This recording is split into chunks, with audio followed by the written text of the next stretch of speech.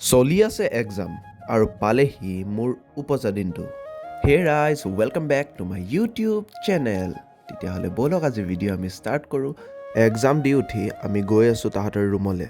লগৰটোৱে কৈছে আজি তোক ঘৰলৈ যোৱাৰ হালতত মই নপঠিয়াম বোলে আৰু চাওঁচোন কিনো হয়। ব'লক তাহাঁতৰ ৰুমলৈ যাওঁ।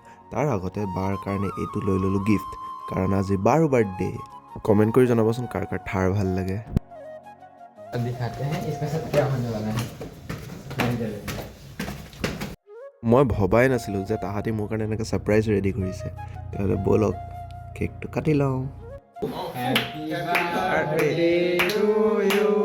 আপোনালোকে ভাবিছে নেকি অকল এইকেইটাই মোক কেক কটাতে ৰেহাই দিব? না, পিছলৈ চাই থওক, এনেকুৱা গেজাই গেজাই দিছেও পিঠিত।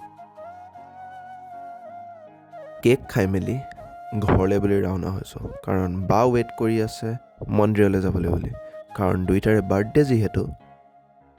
ৰাতি আকৌ আমি পালোঁ কেকৰ ছাৰপ্ৰাইজ।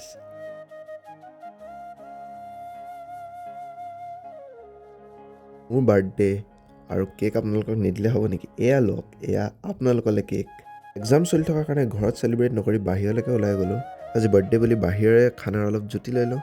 আৰু এয়াৰ আজি দিনটোৰ কিছুমান ফটোজ, আৰু আজিলৈ ভ্লগটো ইমানেই আছিল। থেংক ইউ ফৰ ৱাচিং, আৰু নেক্সট ভিডিঅ'লৈ ৱেইট কৰক। Bye bye.